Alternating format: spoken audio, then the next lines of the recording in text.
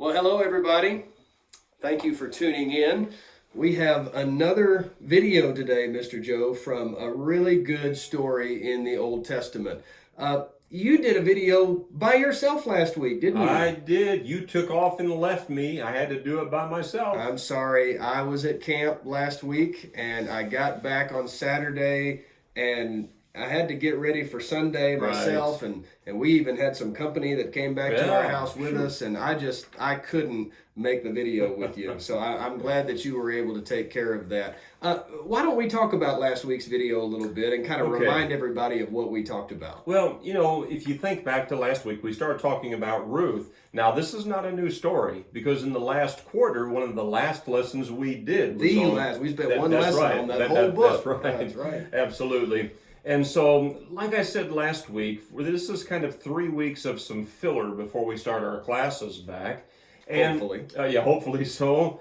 And these 3 lessons are kind of aimed at some of our younger students. Okay, so we're kind of trying to deal with and teach it at a little bit younger level. And so last week, as we talked about the story about Ruth, we introduced, some names like Elimelech and Naomi. Well, say that first one again. Elimelech. Elimelech. That's right. Wow, And that's a mouthful. that is a mouthful. And yet, on our calling class on Wednesday night, man, the kids, they were getting this, Well, I said that, I don't know if they were saying it, but they were writing it in. They remembered Elimelech. You mean they spelled it right? Well, I don't know about that. Wow. But we could make out what it was. Okay. We knew who they were talking about. All right, that's great. And so Elimelech and Naomi, remember, they moved from Israel to Moab because of the famine. There was no food. And while they lived in Moab, their 2 sons married a couple of girls from Moab. Okay, that's Ruth, right. And Oprah. No. Okra. No, you'll get it. Oprah. Orpah. No, it's not. Orpah. It's Orpah. Orpah. I was being silly. It's Orpah. Orpah. Well, that all depends. No, everybody doesn't say it that way. Orpah. The people who are right say Orpah. So we're trying to remember these names, okay? Can you say those, like Elimelech and Naomi, Ruth, Orpah. Orpah. Hard P, not an F. Hard P. Oh, Orpah. man. Don't say it wrong, because it's just going to mess me up. All right, let's move on from the names. Let's talk about the story. So what happens now? Elimelech and Naomi left Bethlehem. They went to Moab because of the famine. And then their 2 sons, we won't even go into their names because they're kind of strange too. Their 2 sons married 2 Moabite women, Ruth and Orpah. But then something happened to Elimelech and the 2 sons. Yeah, they died. Oh, man. And so it left all 3 of these women without a husband. Oh, and that's a big problem in the biblical time, isn't it? It's a big problem today. Yeah. But in the biblical time, that was a major problem. So what happened after that, Mr. Joe? So Naomi said to her daughter-in-laws, "You can stay here because your people are here. You're from Moab." She said, "But I'm going back to Israel." Because property values are better there. I don't think that was the issue. Oh, okay. No. Was the famine still going on? Well, it does not appear to be. Oh, okay. When they go back. So there's food in Bethlehem now when they go back. So with Naomi, when she goes back, Ruth said, "I'm going to go with you."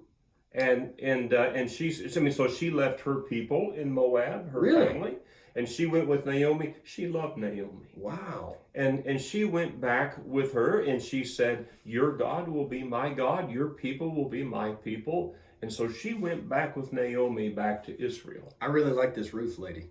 Ruth seems to me to be a very special lady. I think you're right. And has just some good character about her. And so we take up the story today. Now we're back in Israel.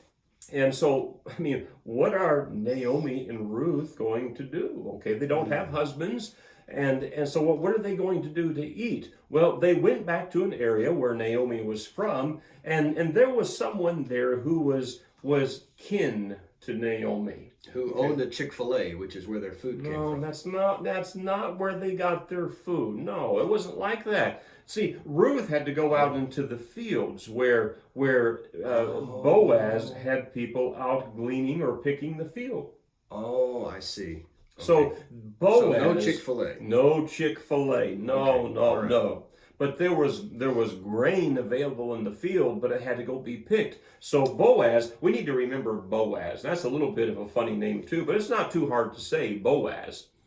And so Boaz had his men out in the field, and they were harvesting the grain from the field, and Ruth was able to go out there and to pick some grain.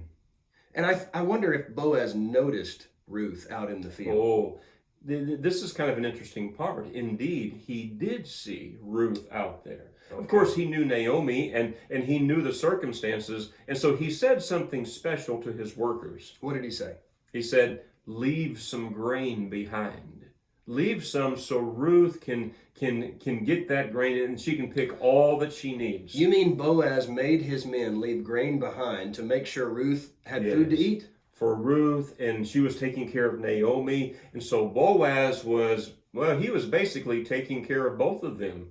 This Boaz fellow sounds like a pretty good guy. He does. You know, so we've seen the good character of Ruth. She was willing to go and stay with Naomi and take care of her. Well, now someone else is taking care of both of them, Boaz. Okay. So I'm kind of starting to like Boaz. He seems like a really good guy, and he's willing to take care of both of them. So I like this story. We said last week that there's just some really nice things that come out of this story. We are meeting some really good people and starting to understand the need of even taking care of each other. And if we could introduce an idea, we'll talk about some more next time. The idea of a near kinsman. A what? Near kinsman.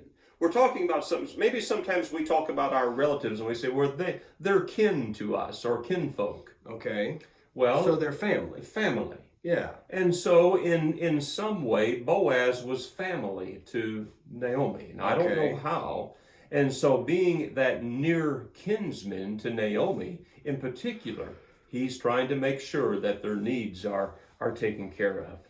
I wonder how Ruth felt, knowing that she was going into the field of somebody she didn't know and picking grain that was left. She probably noticed that the workers of this man were leaving that grain for her intentionally, and so she could go and pick that up and have something to eat. I wonder what she thought about Boaz.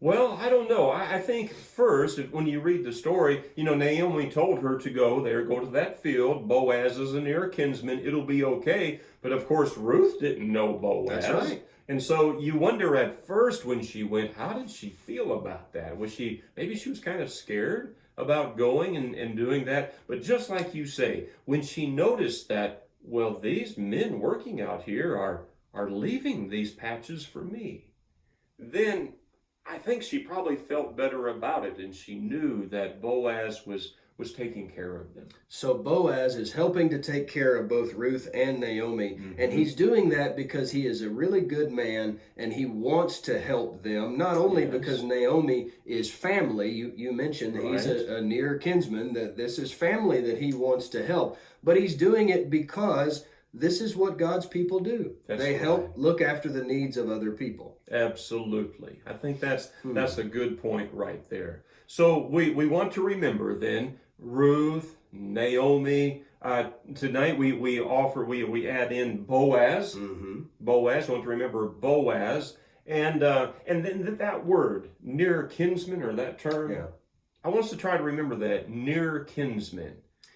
And that's important because we're going to come back to that probably in our next lesson. That's right. As we talk about how the relationship between Ruth and Boaz develops, this is going to become a very important term to keep in mind. That is right. There's more to this story.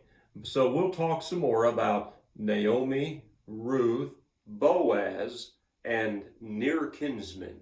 Try to keep those in mind. All right. Very good. Thank you, everybody, for studying along with us. We'll see you next time. See ya.